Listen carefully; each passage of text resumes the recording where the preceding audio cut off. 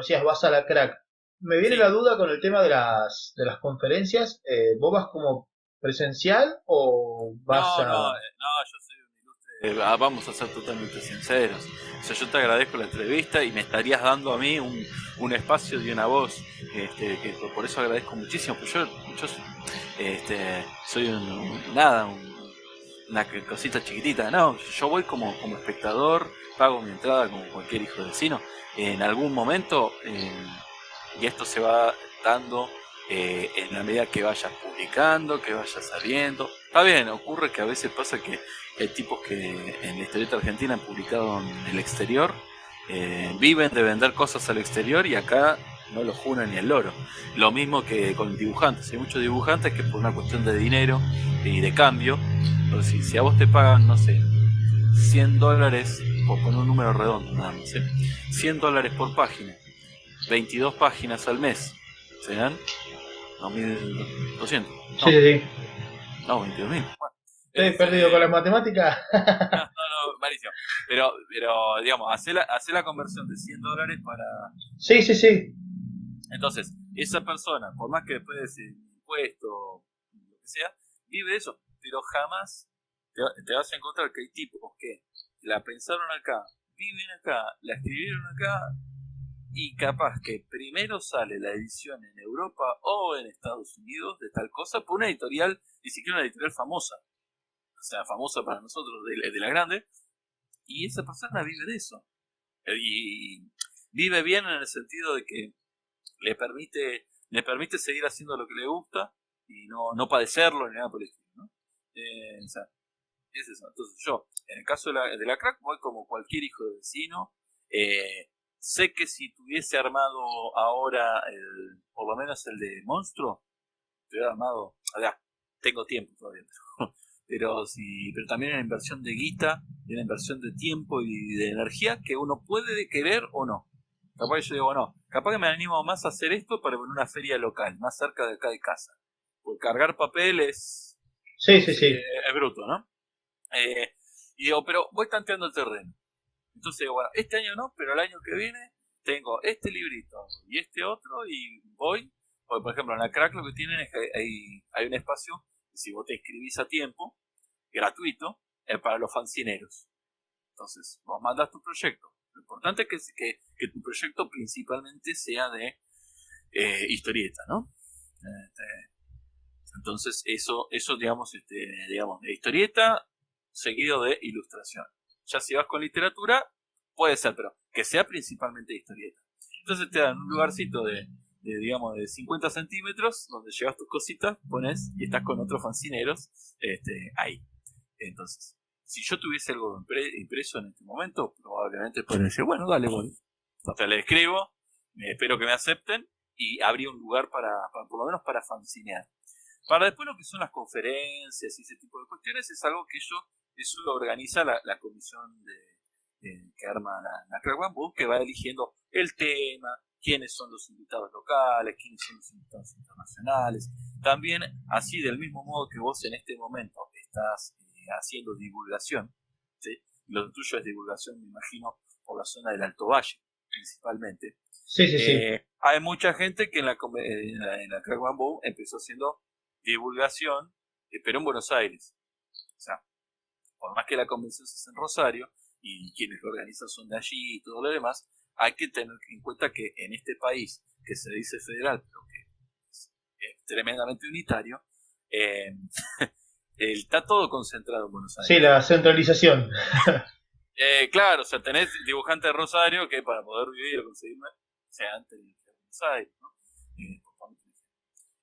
Y que la situación económica y socioeconómica, más la pandemia, hizo que muchos eventos, no es que desaparecieran, pero que entraran en modo hibernación. ¿Sí? Eh, la comarca Fest, que se hacía en Viedma, uno de los motivos, llegó a seis oportunidades, pero, o sea, hace 6 años, pero me imagino que la acumulación de desgaste humano, más la acumulación de desbordes cambiarios y plata que te prometía suponente el ministerio tal, o cultura de la provincia te decía, sí, te voy a dar la plata, pero no te la daban en el momento que correspondía. Entonces esa guita tenía que salir de otro lado. Es un despiole. Incluso nosotros con Matías y otros amigos quisimos, justo el año que arrancó la pandemia, quisimos organizar aquí en la ciudad una especie como de Alto Valle Comics. Habíamos apalabrado a algunos artistas, teníamos algunas cuantas cuestiones. La gente del Museo de Bellas Artes se predispuso de manera excepcional. Y yo creo que si voy ahora y les digo, también se van a predisponer. O sea, me van a decir, no, para mañana no, pero si lo hacemos con tiempo, me van a decir que sí. Pero hay que acomodar todo un montón de cuestiones, ¿no? Entonces, Sí, lleva mucha organización. lleva una logística que yo soy cauteloso, no creo que nos volvamos a encerrar, pero soy cauteloso con los movimientos socioeconómicos en los que nos encontramos. Entonces, uno que tampoco quiere asumir compromisos que después no va a poder cumplir, ¿sí? Entonces, digamos, eventualmente yo creo que acá en la ciudad vamos a hacer algo. Más tarde o más temprano, algo va a suceder. Quizás en un momento será un coletazo sumado a la Feria del Libro. Viste que en la Feria del Libro en las ciudades suelen traer algún artista de historieta, cada vez más. Sí, he visto. Aunque más no sea un humorista gráfico, ¿no? Que vos pensás que el humorista gráfico tiene mayor circulación por otros medios, ¿no? La prensa sigue de alguna manera arrastrando al humorista gráfico, de algún modo. En cambio, al historietista, la gente en general en los medios de prensa no está leyendo mucha historieta. Sí, digamos, hay historietas por todos otros lados, o lo que suele pasar, ves Netflix, ¿no? O ponerte una sola, ¿no? Sí. ¿Y qué hacen los productores de Netflix? Andan siempre rebuscando guiones para adaptar. ¿Y qué es más barato? ¿Adaptar una novela de Stephen King o adaptar a la novela de Juan de los Palotes, pero que la novela gráfica está buena? Y si encima yo soy, no sé, no digo Netflix, soy HBO Max, que además HBO es Warner, y Warner es dueña de DC Comics, ¿qué le es más barato? Ir a pelearse a ver si fulano por favor nos presta. Le dicen, che, no, acá en Warner, en DC, ¿qué tenemos? Esto. Bueno, dale, mandale. Si una parte ya la tenemos comprada, dale. Sí. Esa es una de las cuestiones también importantes para quienes hacemos guiones, sin demérito de los dibujantes, ¿no? Pero que muchas veces cuando están las negociaciones de contratos y ese tipo de cuestiones, tengo entendido que hoy hay que prestarle mucha atención a cuando vendes tus derechos, o cuando cedes tus derechos, según cómo se contrató, prestarle mucha atención a la letra pequeña, sobre todo en aquello que tiene que ver con qué pasa si tu historieta de 10 páginas, el concepto, se lo venden a Netflix. ¿Te llega una platita o no? Bueno, depende de si vos cuando en el contrato te agarraste las piñas y le dijiste, che, también te puede pasar, acá cedes hasta tu alma. Y es una historia de 5 páginas. ¿Qué me doy? Bueno, ya está. ¿Y cuánto me vas a pagar? ¿Me pagas esto? Listo, venga. ¿Se entiende? Sí. Justamente el otro día, bueno, con Marce, Sí. hablábamos de eso porque me contaba también. Marcelo, para la audiencia. Marce Quiroga.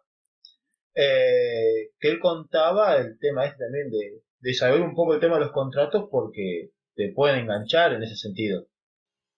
Por supuesto. Ahí, digamos, es muy complejo, ¿no? Esta cuestión legal. Todos somos abogados, nadie es abogado. Sí. Sí. Entonces ahí. Pero bueno, esto que estoy mencionando ya tiene que ver más pensando en hacer historietas y venderlas y que de alguna manera se te conviertan en tu forma de vida o por lo menos sea una parte importante de tu ingreso, ¿sí? En mi caso, ya te digo, todos estos proyectos que yo te estoy diciendo salen de mis tiempos y de mis ganas y del placer de la historieta, pero que tienen que ver con los momentos que uno le quita o a su trabajo habitual, en mi caso como docente, ¿no? Viene por ese lado. Por suerte hay muchas cosas que no son incompatibles en mi laburo como docente de lengua y literatura, no son incompatibles con esto, ¿no? O sea, escribir, yo estoy acostumbrado a escribir, pero hay una realidad, no es lo mismo escribir guiones para radio que escribir papers para la facultad que escribir consignas para tus estudiantes, planificar tus clases, pero te mantiene en una gimnasia, ¿no? No que va a correr una maratón, pero te mantiene en Sí, una sí, sí, gimnasia. sí, sí. Por eso, digamos, para mí es muy importante esto de siempre estar teniendo proyectos, para ver qué estás haciendo, porque también digamos, las mujeres se te empastan, ¿no? Claro. Y todo elemento, o sea, porque ves una serie, ves una película, lees una historieta. Por ejemplo, ayer a la noche estaba leyendo unas historietas que se publicaron sobre Malvinas, escrita por Néstor Barron y dibujada por Walter Taborda. Y son unos tomos que se publicaron en Francia. Y esos tomos que se publicaron en Francia, recién ahora, en una calidad más rústica, se pudieron editar en Argentina, a color. Y están centrados, como al dibujante le gustaban los aviones, la maquinaria. Walter Taborda falleció en el 2017, pero era uno de los introductores del manga argentino, ¿no? Y de algún modo, el guión son tres tomitos. Está basado en muchas conversaciones y anécdotas de pilotos argentinos durante la guerra de Malvinas. O pilotos argentinos o comunicaciones de pilotos y de barcos oficiales, ¿no? Los ingleses.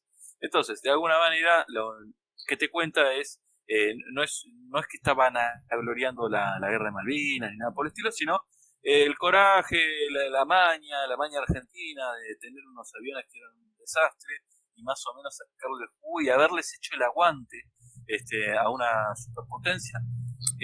Pero en ningún lado de la historieta, digamos, es celebratoria del proceso. O sea, en ningún momento se está poniendo en discusión de la guerra estaba bien o estaba mal, sino que estaba. Entonces, como que Sí, cada tomo es el nombre de un modelo de avión, pero que están encadenados. Entonces ayer, digo, pucha, ¿no? Es lo que te pasa cuando lees historieta, o sea, o ves ficciones históricas. Que la ficción es tan poderosa que por más que estés en caso estés, digamos, profundamente en desacuerdo con todo lo que tiene que ver con Malvinas, no por las víctimas, sino por el hecho en sí, ¿no? Yo digo, ¿qué pasaría? O sea, a esto me refiero con cómo están elaborando todo el tiempo, ¿no? En un momento de la historia, un militar que dice, oh, hoy tuvimos un día exitoso, bla, bla, bla, que esto, que lo otro. Yo digo, ¿qué pasaría si uno hicieron pensar a un futuro en el que Argentina ganó la guerra de Malvinas? No solo que ganó, a lo mío es casi como pensar una ucronía con una posible historia. Ganó, sino que al ganar genera que cambie la imagen sobre la dictadura y la dictadura se haya perpetuado más y que en América Latina haya sentado precedente. Entonces otros países de América Latina, de los alrededores, hubieran proyectado. Entonces me quedé rumiando con eso, por ejemplo.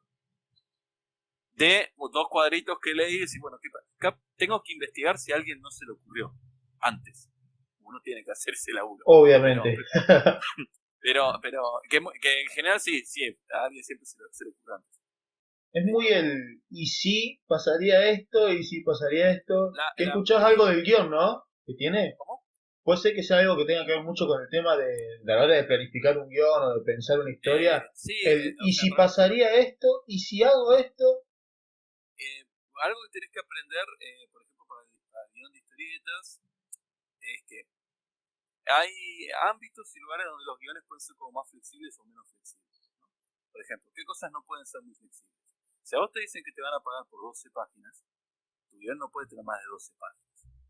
Y por más que el dibujante diga, ay, no, esto está muy apretado y qué sé yo, bueno, se agarrarán las piñas con el dibujante, pero esto tiene que estar en 12.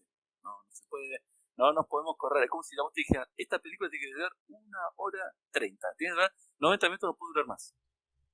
¿Sí? Sí, sí, sí, sí, sí. Como si vos, esta entrevista, tuvieras la limitación de decir, bueno, charlamos 4 horas, pero van a quedar una. Sí. Lo mejor de cada caso. ¿Mm? Bueno, y algo que es muy importante es que, y ahí es donde uno tiene que sacarse el chip de escritor de literatura, es que lo que vos escribís lo tiene que dibujar alguien. que encima no sos vos. Y eso que va a dibujar te va a tener que tener un encuadre, va a tener que tener un aspecto. Capaz que a vos como guionista decís, va un tipo caminando por la calle. Y el dibujante, son preguntas muy habituales del dibujante, es, ¿y dónde ocurre esto? ¿Y el tipo cómo es? Es alto, es viejo. Porque a veces te pasa, vos escribís guión y no decís que es viejo. Entonces pues es muy, en otro momento, en otra página, es muy importante que sea viejo. Pero si el pobre dibujante no le pusiste. Entonces yo en ese sentido, si querés después, te mando, te muestro, digamos, algunas imágenes de los guiones, cómo los armo ahora, ¿no? Que no es puro texto. Antiguamente era muy difícil, yo ahora puedo agarrar un Google Doc e ir escribiendo. Página 1, cuadro 1. Y además de la descripción y los diálogos, poner fotos. Fotos, ilustraciones, otras ilustraciones, qué sé yo. A veces esas ilustraciones son simplemente para que el dibujante diga, che, mira, como opción podrías tener este cuadro, o este toma, o este cachito. No lo querés usar, no lo uses. Pero esta ya sí como que creo que podrían dar, ¿no? Sí, sí, esto de la simbiosis que decías hoy. Exacto. Después están los, qué sé yo, dibujantes más mañosos, menos mañosos. Eh, Hay algunos que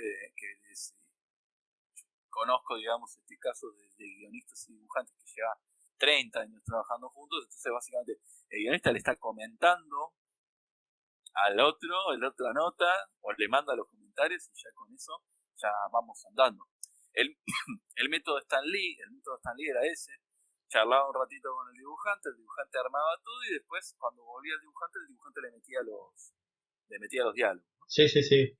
De alguna manera mi método es como una especie de Stan Lee, pero no tan chantún, no tengo que producir tanto. Entonces cuando rotulo también reviso. Bueno, me ha pasado, che, entre esta página y en esta página este tipo tiene este brazalete. Y en la siguiente página no está más el brazalete. ¿Cómo tiene que interpretar eso uno? Bueno, el dibujante se lo olvidó.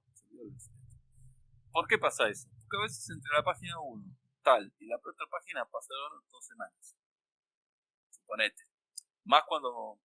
O tenía que dibujar tropecientas páginas. Entonces el chabón, taca, taca, taca, taca, taca. Entonces, si acá tenía la pastilla larga y acá tenía la pastilla corta. Lo bueno del digital es que te permite rectificar muchas cosas de manera sencilla. Che, mirá, acá parece que el personaje es diestro, pero acá parece que es zurdo. ¿Qué onda? Hay historietas viejas donde eso ya no se puede arreglar. Pero si yo que lo estoy leyendo me doy cuenta, o sea, que lo estoy rotulando, está bien, como me dijo una vez Fernando, es esta página, hasta capaz que el lector tarda, que no tiene de diálogo, esta página capaz que tarda 10 segundos. Sí, sí, sí. ¿Sí? Entonces, a veces uno puede ser más copista que poco. Pero me imagino que un editor, todo ese tipo de detalles, un editor profesional, para darte un contrato o algo, seguro que te los mira y seguro que podría no contratarte por esas razones. O sea, es así, digamos, ¿no? Y uno como guionista a veces está o sea, no condenado, pero es como que te montás en la espalda de los dibujantes, ¿no? O sea, vos necesitas que al dibujante le vaya muy bien para que quizás a vos te vaya. Claro. ¿Sí? Todo este tipo de cosas que yo estoy mencionando acá, las vimos en el taller de guión de Animau se ve, ¿no? Pero me imagino que con otros profesores también se ve esto. Que capaz que uno se daría cuenta y cuando uno lo dice tiene esta cierta lógica. Pero a veces tarda uno en darse cuenta de esa lógica o no le presta atención. Hay una realidad, capaz que estás tan preocupado que no sabes si la historia que estás escribiendo va a llegar a buen puerto, que es como cuando querés aprender a manejar. Estás tan Sí, preocupado, metes el pie acá, el embrague acá, que esto, que el otro, miras para los costados, atajar todas las cosas juntas no podés, sí, sí, sí, ¿no? sí, sí. O si lo haces te mandas una macana. Entonces te podés encontrar con eso. Entonces, a esto llegamos porque te comentaba esto, ¿no? Que a veces cualquier cosa que vos estás viendo, leyendo de una noticia, leyendo de un artículo, leyendo un comentario, te sirve para digamos, irte, digamos, inspirando de alguna manera.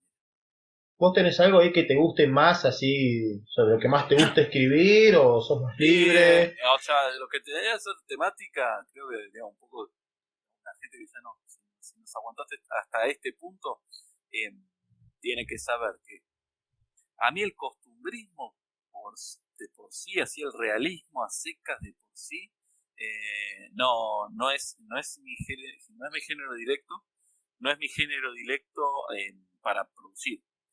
Eh, Capaz que, por ejemplo, las historias mínimas, la biografía de alguien o la biografía ficticia de alguien me conmueve y me mueve, me moviliza mucho a mí, digamos, como lector. Por ejemplo, ¿qué es lo último que leí de historieta? Bueno, además de esta de la guerra de las Malvinas, que es histórica, bélica, ese es un género que me gusta. Aunque a mí siempre me gusta lo bélico meterle alguna cosa fantástica, ¿no? Sí, sí, sí. Algún evento fantástico. Leí una novela gráfica de un español que se llama Paco Roca, es una figura bastante conocida. En edición nacional salió una novela gráfica que se llama La Casa. ¿De qué se trata La Casa? ¿No? Es como para estrujarle el alma a alguno. Básicamente son tres hijos, cada uno va en un momento distinto a una casa que perteneció al padre. El padre falleció. Entonces, cada uno de los personajes, el hijo mayor, el del medio y la menor, van, mientras van revolviendo y van sacando, cada uno va con su respectiva pareja, no van los tres juntos en el mismo lugar. Entonces te va mostrando la casa como era cuando estaba el padre, o empieza a despertar las anécdotas de la infancia, o el hijo tal puteaba y carajeaba al padre cuando era joven, pero ahora es igual que el padre, ¿no? Entonces hay un montón de cuestiones que es muy difícil que si uno no pasa por, digamos, se imagina que puede llegar a pasar o ha pasado por esas circunstancias, es medio difícil que no se te plante un lagrimón que te conmueva, digamos, Sí, sí. de alguna manera. Entonces, esas historias, ¿me gustan? Sí, me gustan. Me hacen sentir para la mona también, ¿no? Pero no sé, eh, no se me ocurre ahora en este momento a mí un modo de contar eso que, digamos, con mi estilo, que me conmueva de esa manera. No sé si vos te acordabas de una película creo que era de Tim Burton, llamada El Gran Pez, Sí, sí, sí, sí.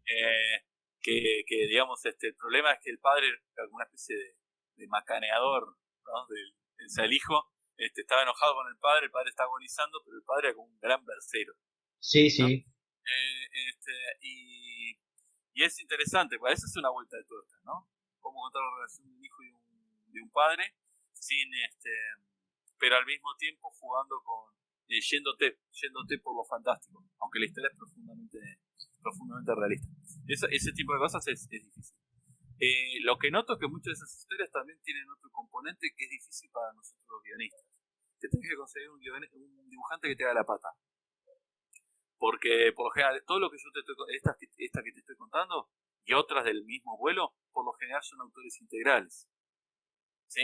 Sí, sí, sí. Y si uno empieza a rasquetear, probablemente tenga que ver con sus vivencias, ¿no?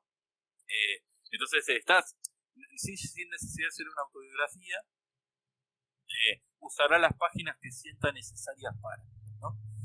Hay muchas historietas en el mercado argentino, nacionales, que circulan en historias que uno podría decir historias mínimas o pequeñas, ¿sí?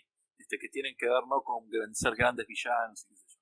Quizás por mis lecturas originales, digamos, primigenias, la aventura, la ciencia ficción, el terror, Columba, o por lo menos Robin Hood, que de alguna manera es síntesis eh, me marca una cancha temática sobre la que a mí me gusta explorar. Lo cual no significa que vos agarres una historieta mía y en el fondo no veas que yo estoy discutiendo otra cosa de la realidad. Pero es como que magnifico, exagero, la idea de los monstruos a veces tiene que ver con otra cosa. Sí, sí, ¿Sí? No, no. sí. O sea, Frankenstein representa otra cosa. No, el monstruo de Frankenstein representa otra cosa y Frankenstein representa otra, ¿no? Entonces, o Drácula, ¿no? Con este monstruo clásico, que uno juega con eso. En la antología esta de monstruos hay una historia con vampiros, hay una historia con con licántropos, si se quiere. Hay historias con razas de otro lado, con mutantes, pero que siempre hay una discusión sobre el presente. Uno no se escapa del presente, de las cosas que a uno le pasan, ¿no? Digamos, pienso, Lovecraft es un tipo que me gusta mucho en lo temático, por más que sería un tipo, bueno, que no te sentarías a almorzar. Sí, sí, sí. Estaba misógino, racista, Todo. estaba a favor de Adolfo, qué sé yo, otro tipo que me parece que tiene una potencia para narrar increíble y que tiene muy buena vertiente para la historieta, que era amigo por carta, pero era amigo de Lovecraft, de Robert Howard, ¿no? El padre de Conan el Bárbaro. Sí, sí, sí. Ese tipo de también la infancia de uno estuvo alimentada a los Thundercats, a los halcones galácticos, a He-Man, a Mazinger, a los caballeros del Zodíaco. Entonces, como que la historieta de acción, Terminator, ¿no? Con unos amigos siempre decíamos que hay una cuestión como también medio generacional. Si vos empezás a revisar, te encontrás con que más o menos hay cierta música que te calza. Vos pensás que los openings, la musiquita de apertura de muchos dibujitos de los animados de los años 80 eran hard rock. Entonces, por ejemplo, a mí hard rock es como mi música de... Eso y la música clásica que son como mis músicas de cabecera, ¿no? Sí, sí. La música clásica es muy buena para escribir, precisamente porque te construye imágenes mentales que te llevan a, ¿no? Te ponen en un modo, ¿no? Hay gente que no necesita escribir completamente en silencio, pero por ejemplo, el otro día que estaba terminando la historieta para lo de la Crack Bam Boom, me puso una playlist de música clásica de algunos autores, ¿sí? En particular, digamos, que van generando esos movimientos. ¿Qué vos decís? Esto lo usaron en Hollywood también, ¿no? Uno está construyendo siempre imágenes. Y si las imágenes las podés ver vos, las podés traducir a palabra y podés compartir, podés negociar con el dibujante, ¿no? El dibujante también mirará lo suyo. Claro, sí, sí, sí. Y aportará lo suyo. Qué sé yo, en mi caso con Fernando, que es con el que más he laburado, tengo mayor simbiosis, él yo soy el 14 de agosto y es del 14 de julio, del mismo año. O sea, entonces por eso digo, hablar, a veces es escribir, che, ¿viste la última serie de tal cosa? ¿Estás mirando tal cosa? ¿No? Sí, sí, están en casi la misma sintonía. Te pasa, te va a ir pasando. Lo cual lo quita que tengas varias sintonías con dibujantes diferentes. Porque ahí, qué sé yo, estará el que le gustará más el clima onírico, fantasioso, estará el que le gusta más así una dinámica más tipo manga. Entonces decir, bueno, yo tengo algunas ideas de... No será un manga, pero tiene esa velocidad y ese ritmo, ¿no? Entonces también creo que es una de las cosas lindas del dibujo, digamos, de la historieta. Y creo que la historieta te permite contar muchas cosas. Más allá que yo pueda decir, este es como mi género, o estos son mis géneros cercanos, ¿no? Está el fantástico y sus variantes. Ser muy cerquita de eso está la intriga del policial. A veces mentís, parece un policial y termina siendo un fantástico. A veces es un fantástico y termina siendo un policial. A veces es un western, pero el western que es de aventura, hay una crítica social velada, o hay un elemento sobrenatural, ¿no? O sea, ese tipo de... Parece un monstruo, ¿sí? Sí, sí, sí, sí, sí. Qué sé yo, pienso, sí, pongo un anticipo, o sea, de algo que está aún más en el aire, ¿no? Porque no tiene ni dibujante todavía pensado. Se me ocurrió, ¿qué pasaría si agarráramos más o menos el mapa del Alto Valle y hiciéramos una mezcolanza, tipo Game of Thrones, ¿no? Una fantasía oscura, tipo Witcher, ¿no?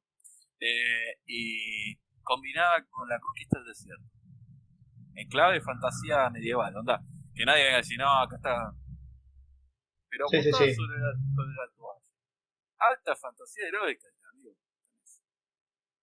sea, todavía no sé a quién, pero todavía decir, o cómo. Hay una sola historia. O es como esto de el lugar me permite contar historias del lugar, ¿no? Claro, sí, sí. Pero en clave bien fantasía de armadura, magia, hechiceros, que es He-Man, los Thundercats, pero profundamente nuestro y tenso, ¿no? Sí, Te dejo esa, es esa, buena. esa inquietud. O sea, ya estuve experimentando algo de eso porque, digamos, hace muchos años juego de rol. Entonces, Te también iba a preguntar un poco de eso, ayuda muchísimo. Sí. porque vos sos máster para el rol. Sí, bueno, para la gente que digamos también está escuchando, quizás sabe decir que uno juega rol no es extraño, porque hay muchas ficciones que de alguna manera te los están mostrando, ¿no? Entonces sí, del mismo grupo, surgió digamos, el club del cómic allá en los 90 también, de alguna manera, aparecen los juegos de rol, ¿no? Y y también tengo que agradecerle a este primo que funge de hermano mayor, porque en su biblioteca tenía unos libritos de Dungeons and Dragons que eran no para jugar rol, sino eran tipo como un elige tu propia aventura, pero ambientado en el mundo de Dungeons and Dragons. Entonces es como que, quizás mis primeros libros de Conan, que pude ver y ese tipo de cosas, también estaban en esa biblioteca. Entonces por eso te digo que hay un montón de elementos de mi infancia que siguen pululando y siguen dando vueltas y que uno las tiene que discutir con ojo crítico, qué cosas interesantes, qué no, qué discusiones hay sobre el género, ¿no? Como que va todo Eh, convergiendo por eso te decía, en la en construcción general, del uno de ahora. y vos te vas encontrando, por eso te decía, bueno, juego de rol, o elige tu aventura, los videojuegos, determinado tipo de música, determinado tipo de historieta, lo cual no significa que no leas otro, ¿no? Eh, es así. Sí, todo apunta a que es algo que me pasa a mí como profe de letra, todo apunta más a la narración que puede ser un poema, pero si es narrativo mejor. Eh, que quizás al lirismo por el lirismo mismo, ¿no? Y entonces, sí, yo digamos, hace más o menos desde los 2000, 99, 2000, que dirijo rol en distintos juegos, distintos tipos de juegos, ¿no? Y ahora, digamos, en la pandemia se terminó, ¿no? La pandemia lo terminó y después los horarios, viste, que quedaron como descongelados. Pero yo hacía como 6 años que venía dirigiendo, dictando un taller de juegos de rol en la biblioteca del centro de la ciudad. Y antes de eso en Invernalia, vos lo habías mencionado a Fabro. Sí, sí, sí. Invernalia fue el primer lugar, digamos, el primer espacio donde me animé a decir, che, bueno, me voy y le enseño a los chicos a jugar. Y eso también te da mucha potencia creativa. Ahí tenés otra cosa de gimnasio. Hay una gimnasia narrativa ahí que es distinta también, pero vas creando historias. Entonces hay historias que después vos las podés adaptar y convertir a otro medio. No es que se pierden. Claro, por eso te preguntaba si Y, eso y te... entonces y a veces jugarlo, digamos, o sea, contarlo, la historia te ayuda a resolver, a desenmarañarlo. Querés sacar la historia, a veces sabes a dónde querés ir, a veces sabes esto que te planteas un ratito, tenés como una especie de puntos iniciales, pero no sabes cuál es el destino. ¿Sí?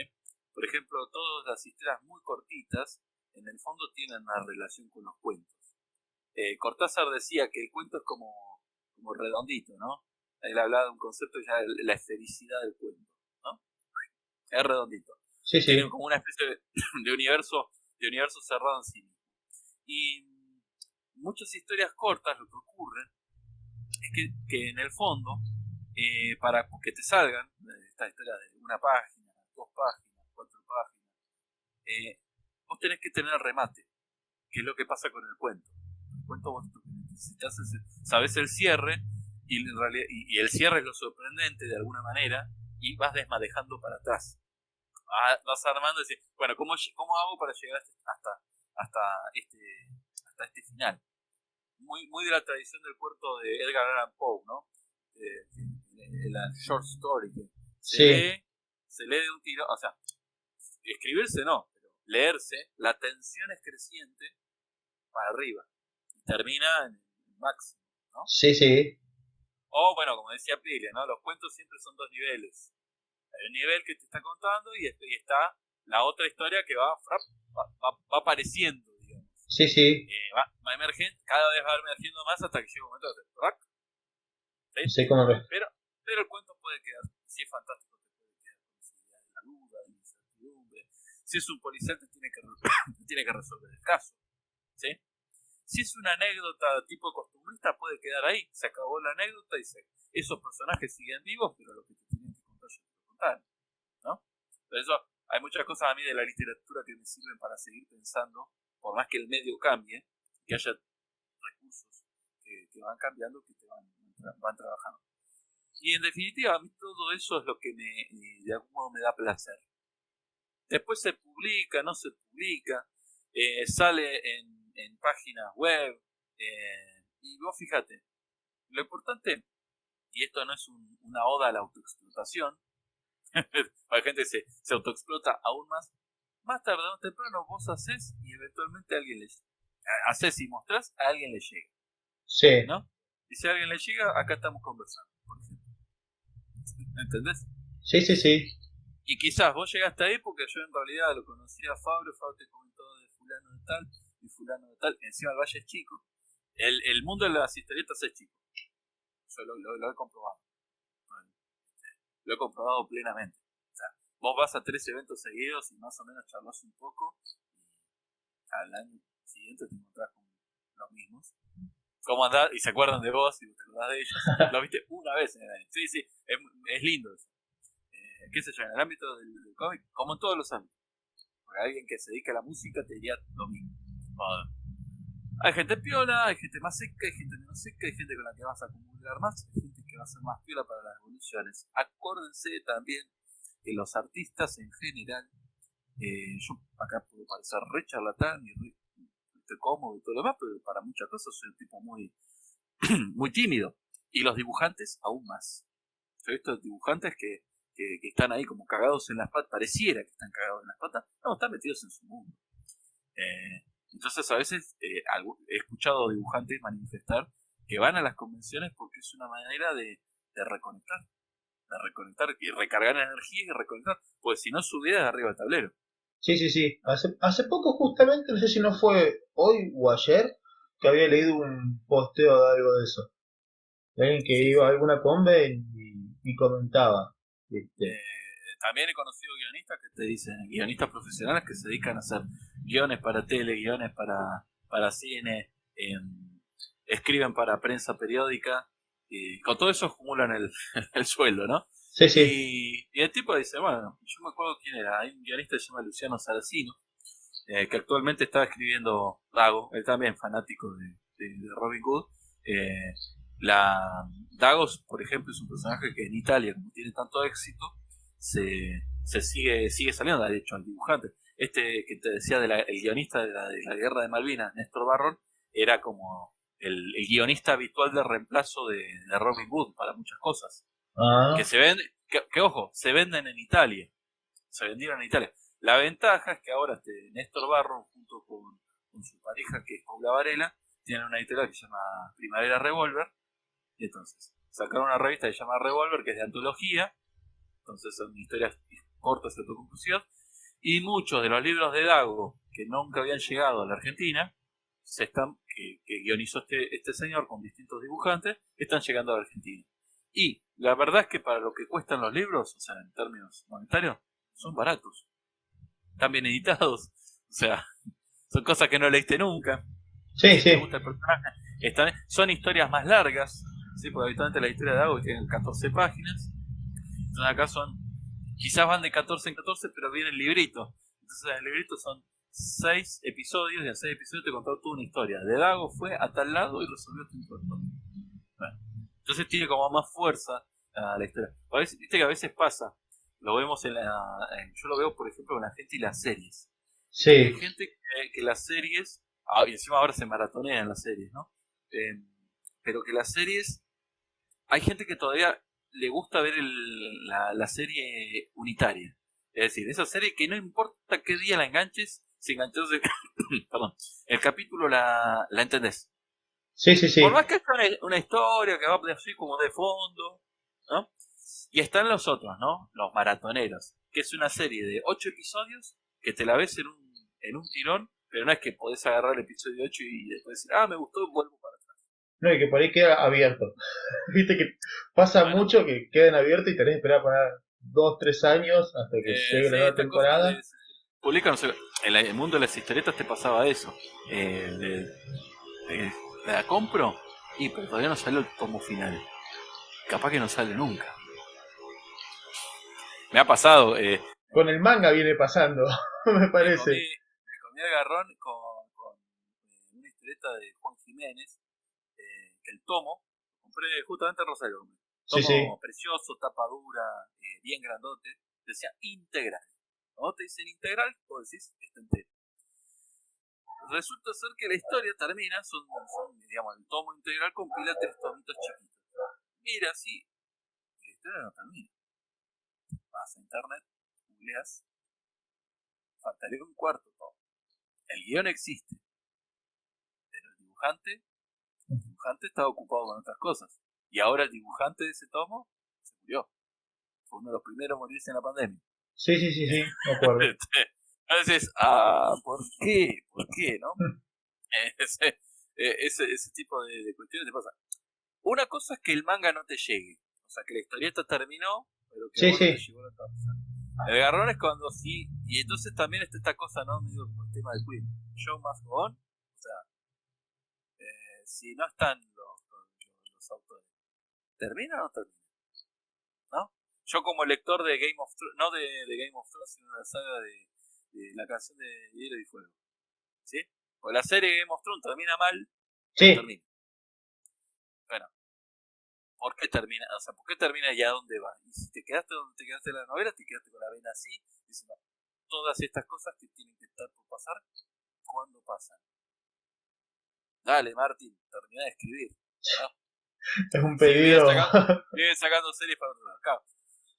Algo que uno ve como guionista, que empieza a aprender como guionista, es que Game of Thrones, vos como mirador de series podías deducirlo, pero como guionista te das cuenta de que no había modo formal de que esa serie terminara bien.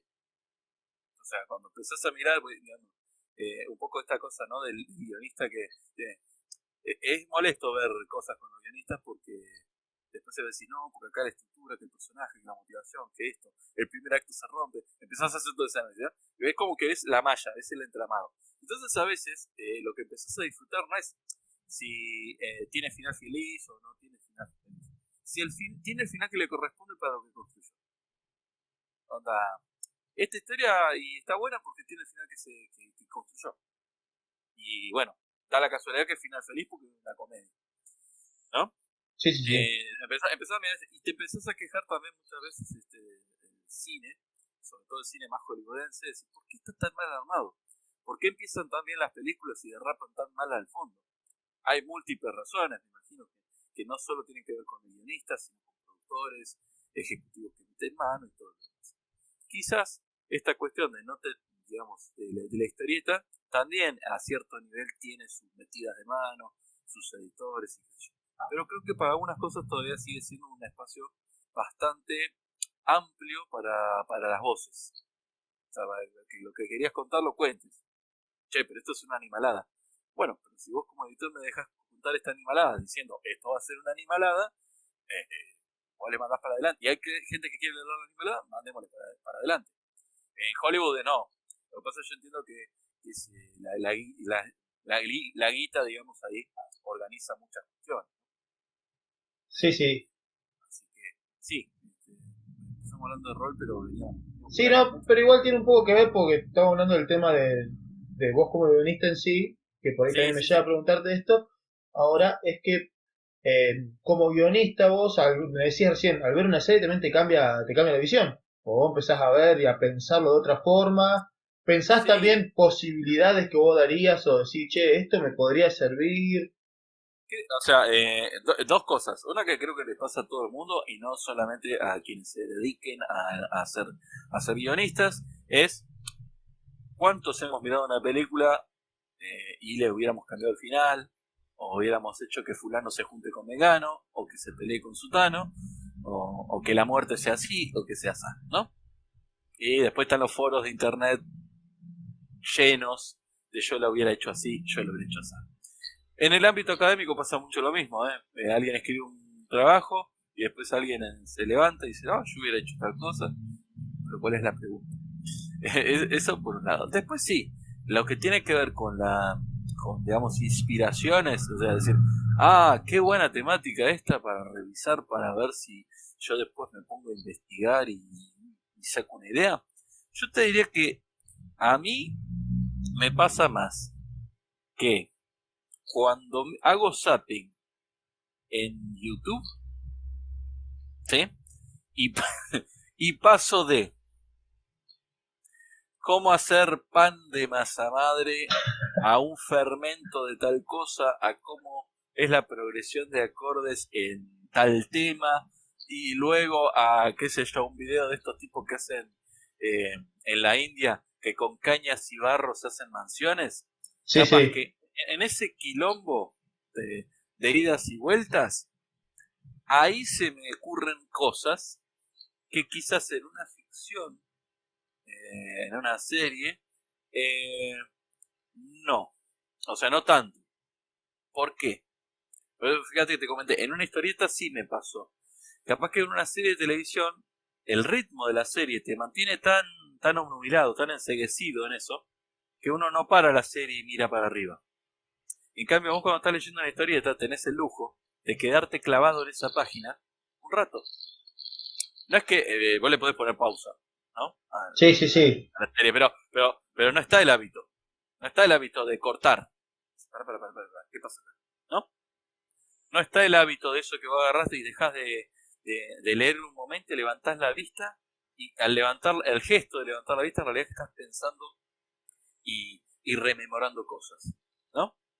Esta idea que tienen algunos escritores, ¿no? De vos cuando lees, cuando pasás los ojos sobre el renglón o cuando terminás de pasar los ojos sobre el renglón y empezás a carburar. ¿Me entendés? Sí, sí, sí. Entonces, a veces me ocurre eso, que la vida, también la vida cotidiana, salís a caminar y te encontrás con sucesos, leer noticias. Me gusta mucho, a mí me gusta mucho la historia, la historiografía. Entonces, la historiografía te da personas, te da personajes, o sea, te da ideas para personajes muy interesantes. Decís, bueno, esto está ambientado en un futuro distante, pero la verdad es que me voy a inspirar en algo que algunos biógrafos decían de tal figura histórica. Porque me gusta, porque tiene una personalidad interesante. ¿Qué pasaría si alguien con una personalidad, no sé, de Alejandro Magno, que tenía estas características, fuese como un conquistador imperial galáctico? Te estoy tirando un ejemplo así como súper Sí, sí, super sí, marino, sí. ¿no? Qué sé yo, la mitología, la religión, siempre te está ofreciendo muchos elementos, ¿no? Yo no soy un tipo religioso, pero sí, digamos, las múltiples religiones. Te diría la numerología, el tarot, todas esas cosas así, como insumo, uff, ni te cuento. Y después las preguntas boludas que uno se hace. Como por ejemplo, ¿cuándo se inventó tal cosa? Entonces, vas, buscas. A veces tu primer búsqueda es en Wikipedia, y vos, insisto que Wikipedia no es una gran fuente, tiene muchos errores, pero a veces vos no necesitas precisión técnica, porque vos no vas a hacer una disertación de historia, ¿no? Claro, es sacarte la Pero, duda. pero es sacarte una duda, un aproximado. Entonces Wikipedia para esas cosas ayuda. Las wikis en general ayudan. Si ya después decís, esto me interesaría un poco más, decís, qué sé yo, por ejemplo, yo recién te contaba lo del valle, ¿no? Lo del el valle y ese mundo de fantasía. Y digo, bueno, suponete que pongo una especie de tierra, hay unas tierras salvajes y hay una especie de pueblos, serían como análogos a los pueblos originales. Bueno, digo, qué sé yo, la cosmovisión de los mapuches y los tehuelches y otras de la zona, ¿cómo era con respecto a la muerte? Tal. Bueno, entonces, ¿habría un equivalente a zombie, a muerto vivo, para estas culturas? Y sí y no. Sí por este lado, no por este lado. Y ojo, capaz que termino mirando un texto de antropología, ¿no? O un texto de historia. Para destrozarlo, porque no te lo vas a quedar, Sí, sí. hacerlo moco para lo que sirve para tu conveniencia. O sea, como el peso de la ficción que viene ahí, ¿no? O sea, La historia está buena, sí, sí, mandale. más vale, más vale. Fusioné 4 pueblos originarios en uno. Acá hay Yamanas, Ona, Selna, te vuelve. Está, listo. ¿Sí? O sea, ese tipo de cosas está. ¿Y sos de documentarte así para hacer el guión y eso? O sea, lo que pasa es que muchas historias mías son como, yo te decía, pueden partir de la realidad, pero Sí, esencialmente son fantásticas. Entonces, me documento solo lo necesario para, por más que me guste. O sea, a veces la documentación es porque me colgué mirando ya, o sea, me colgué. sí, ¿Qué onda? sí. Tendría que arrancar a escribir, ¿no? Sí, bueno, pero me colgué, está bueno. Sí, es el ir abriendo, viste, cuando estás investigando que vas abriendo y de Tenés, repente claro, tenés decís, ay, 423 pestañas después, sí, sí. tenés esa cosa. Pero sí, a mí lo que me interesa, digamos, es hacer cierta documentación para construir un verosímil. No es verdad, o sea, lo que estamos haciendo no es verdad, y no es una verdad histórica. Quizás si alguna vez me tocara un laburo, me encargue un laburo de historiográfico, de adaptación, no me lo contemplaría. O si me sale a mí, ¿no? Suponete que un día me agarro y bueno, voy a hacer una historia del Alto, en historieta del Alto Valle, bueno, pero posta, con todos los quilombos que habría, ¿no? Porque cuando empezás a revisar la documentación te contarías a los historiadores de derecha, a los historiadores de izquierda, a los revisionistas, a los no revisionistas, y vos en el medio. Y quizás te terminan odiando a todos, también puede pasar. Eh, entonces, quizás meterle un poco de fantasía, de azul, tal, onda, la saga de los confines, ¿viste? De Bodoc, que es como el Señor de los Anillos, combinado con otros elementos de la conquista latinoamericana. Eso no, ya te digo, lo que estoy planteando yo no es ninguna novedad. Pero creo que viste que cuando algo es excesivamente novedoso nadie te lo entiende. Entonces vos tenés que hacer algo que tenga suficientes elementos de novedad, pero más aún que sea entretenido. Que el otro te lo pueda entender y que sea entretenido, ¿no? El otro día me pasó que subieron a HBO Max, subieron los Thundercats. Entonces Sí. miré los primeros dos episodios. El guionista de esos dos episodios se llama Star, de apellido. Y miré, ¿y este tipo de dónde salió? Era guionista de cómics. Muchos dibujitos de los años 80, también le digo a la gente que está mirando, muchos dibujitos de los años 80, o los diseños de personajes estaban hechos por dibujantes de historietas, o los guiones estaban hechos por guionistas de historietas. Entonces decís, che, acá hay un poco de Star Wars, hay un poco de esto, hay un poco de lo otro, hay una mezcolanza, y es muy entretenida. O sea, los guiones eran para chicos, tenía la moralina de la época, tenía el casting de la época, ¿no? Entonces, como los dibujitos estaban divididos para nenes y nenas de manera tremendamente taxativa, porque después había que vender juguetes, entonces los dibujitos para nenes tenían que tener personajes con los que vos pudieras empatizar, algo que yo no recordaba, que el jefe, el líder, digamos, de los Thundercats, que era Leonó, en realidad en el primer episodio, pues uno los veía en la tele, ¿no? Sí, sí, sí. El primer episodio te enterás que en realidad él tiene el cuerpo de grande, pero hicieron un viaje espacial y la cámara criogénica de él se rompió. Entonces él siguió creciendo. Entonces, vos ahora de grande, ¿entendés? O sea, con ese dato y las actitudes que tiene actitudes caprichosas, Leonor. Pero son las actitudes de un pibito. Y entonces también se entiende porque en un momento dado hay un ciclo de historias en las que tiene que demostrar, tiene que vencer a los otros, una serie de desafíos, para convertirse en el genuino líder de los Thundercats, ¿no? Sí, Y sí. decir, mira vos qué interesante. O sea, es eso, aprender a ver y a leer en esas historias y leerlas en su contexto, ¿no? Que te sirven para vos y que te sirven también para pensar qué vas a escribir vos hoy a lectores de hoy, ¿no?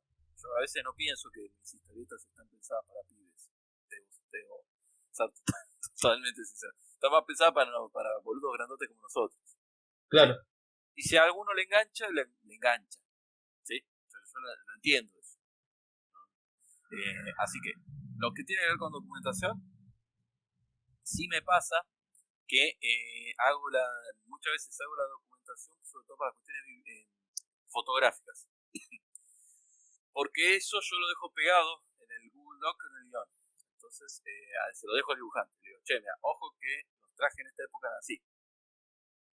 Sí, sí, sí. No es que va a venir un policía histórico a decirte no, pero en lo visual, tener cuidado con eso, los edificios eran así, los autos eran así, la ropa era así, es lo que te va a permitir a vos, eh, sin que yo te ponga un cartel, te diga Buenos Aires 1980, darte cuenta de que es un ambiente urbano, el modo en el que hablan los personajes es argentino, Sí, sí. visten con unas telas con unas camperas que son anchas o no, ese tipo de escenas. Va construyendo una atmósfera en un sentido, si no, es como que todo da lo mismo. Entonces, ahí sí busco documentación, sobre todo cuando tiene que ver con objetos, ¿no? Y me acuerdo de un curso que dio el ilustrador Chichoni, que es famoso por las tapas de la revista Fierro, ¿no? Chichoni era un tipo que después se dedicó a hacer mucho concept art. Y él siempre decía que para encarar una ilustración, o sea, digo esto, que yo no dibujo, lo que me permite hacer ciertas reflexiones, él decía que uno de los problemas que a veces tienen los dibujantes es que copian demasiado, ¿no? Y en otro caso, el otro extremo son los dibujantes que no copian nada y que dibujan todo de memoria. Y eso también te puede tener problemas. Entonces decía, bueno, vos tratá de cuando estás inventando, diseñar lo máximo posible que se te ocurra y después acudí a la referencia. O sea, eso cuando tiene que ver en la cuestión creativa. A él le pagan Sí, por... ¿Viste la película Pacific Rim? La de los robots sí, contra sí, los sí. monstruos. Bueno, el diseño de los robots es de Chichoni. Ah, O sea, mira. lo conoce Guillermo el Toro. O sea, este, Ajá. por esa No la cuestión sabía esa. de los diseños. Bueno, y yo te diría que a veces también te pasa al revés.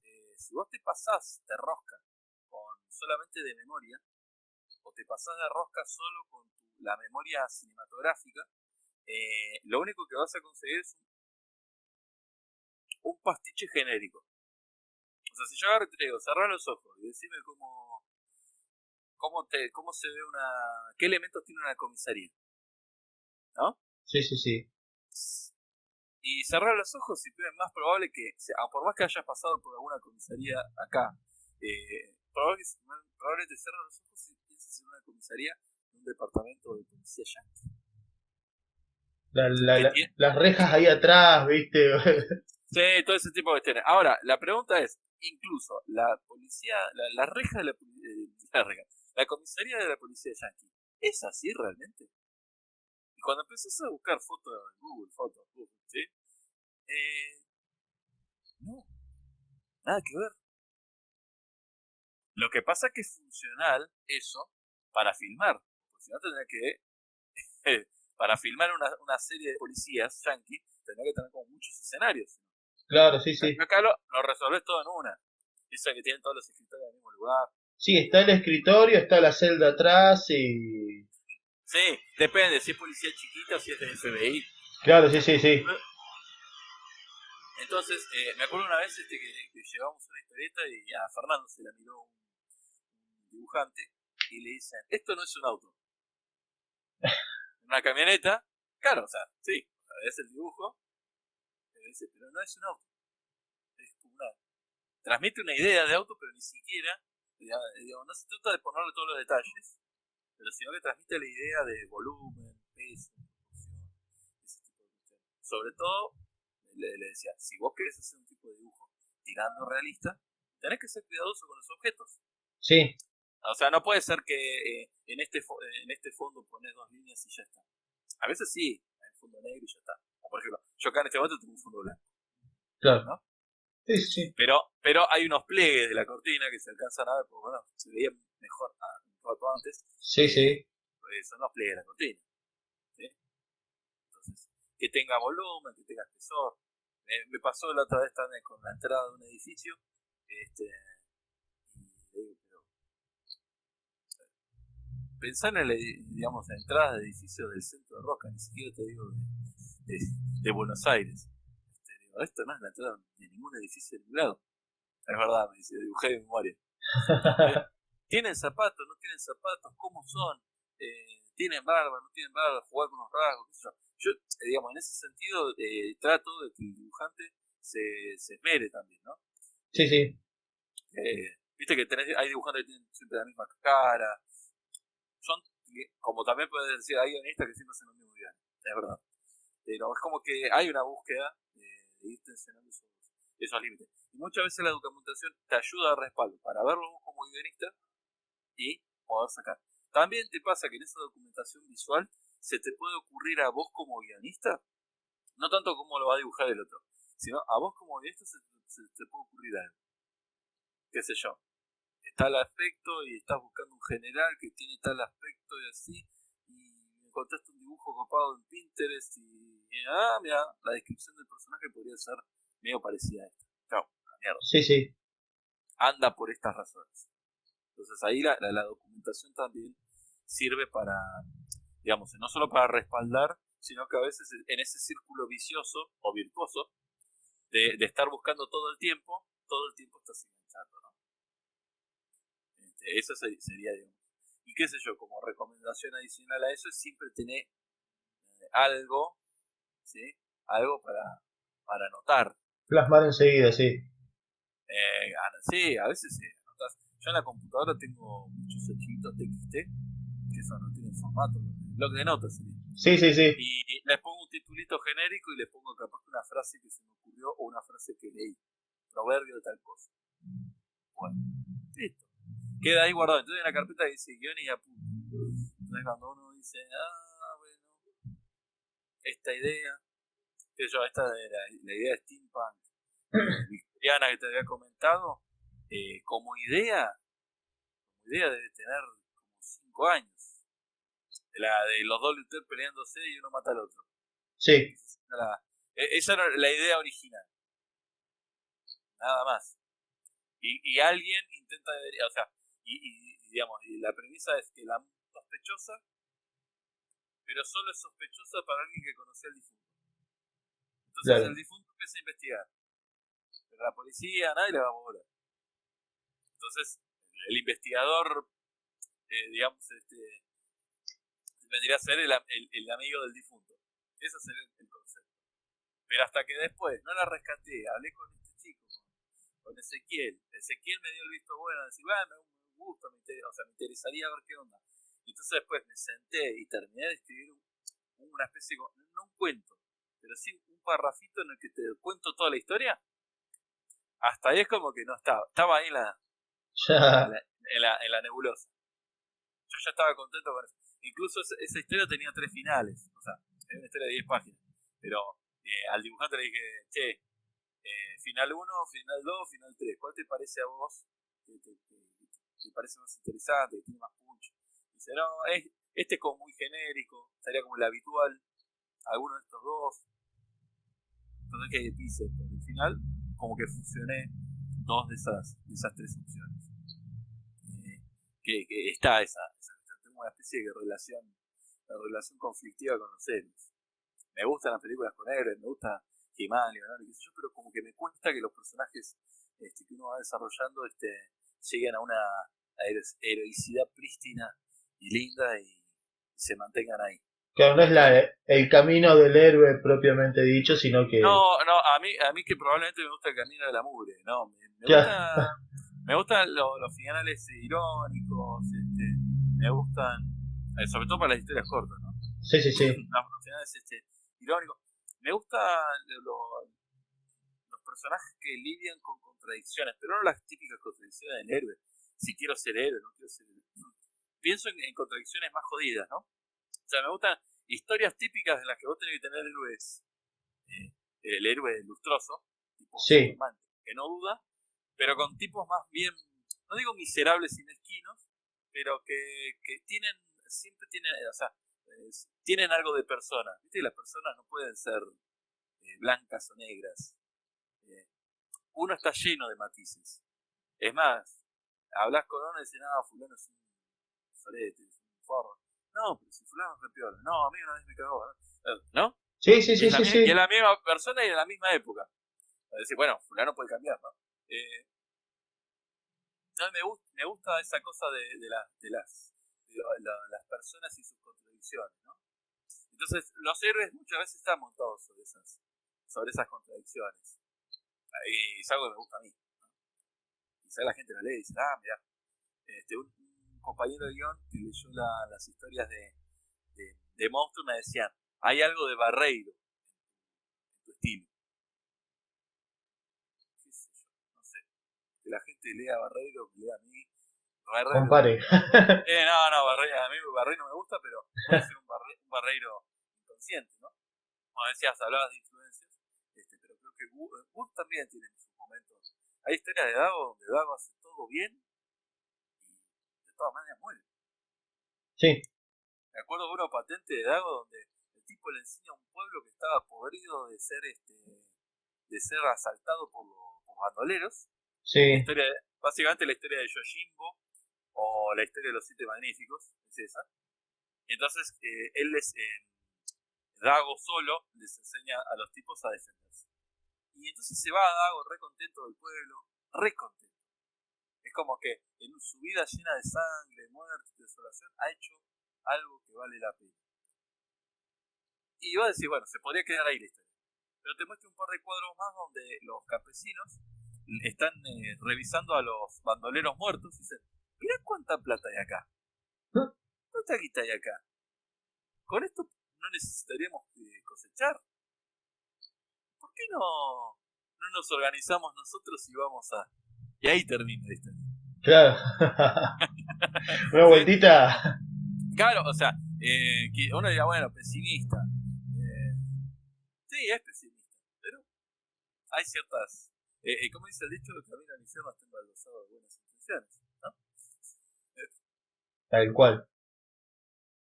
Ojo, a veces también tenés ideas que son majestuosas, a mí me parecen maravillosas, aunque a vos en la vida cotidiana no estés de acuerdo con ellas. Por ejemplo, me acuerdo siempre una frase de un cuento de Borges que es en la biografía de Tadeo Isidoro Cruz. Hay una frase que dice algo así como no hay ningún destino mejor que otro, pero todo hombre debe acatar el que lleva dentro.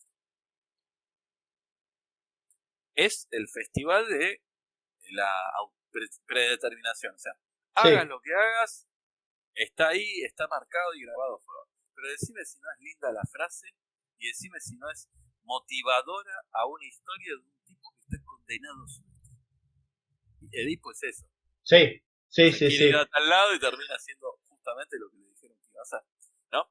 Y como filosofía uno de vida, uno acá, no es la uno podría estar de acuerdo o no con la predestinación, ¿no?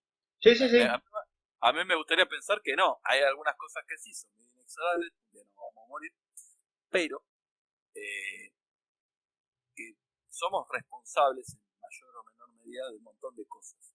Un montón de cosas no. Donde nacimos, quiénes son nuestros padres, nuestros genes, etcétera, etcétera, no. Pero hay otro montón de cosas que las vamos construyendo, las vamos eligiendo. Entonces, me parece fascinante la idea de esa frase, esa potencia. Entonces, a veces tenés historias donde decís, quiero contar una historia así, de mierda. O sea, que no venga, como que no le busque moraleja. Me molesta Claro. mucho que a veces viene con que las historietas vengan con una línea barata, Sí, que ¿no? te deje. ¿Cómo Que te se deje, dice? sí, que te deje una enseñanza, como una hoja de... Claro. Ojo, prefiero que la enseñanza la descules vos, o sea, Sí, que la saques vos como lector, porque incluso también puede ser esto, puede ser que yo tampoco tenga muy claro si hay una moraleja ahí. ¿Sabes la de veces que la terminás de leer y recién mucho tiempo después te das cuenta de que algo que aparece ahí es una visión de vida que vos tenés, o que tuviste, o que estás teniendo, pero que vos no la quisiste poner ahí explícitamente. O sea, claro. digamos, tu inconsciente te apareció, aflora.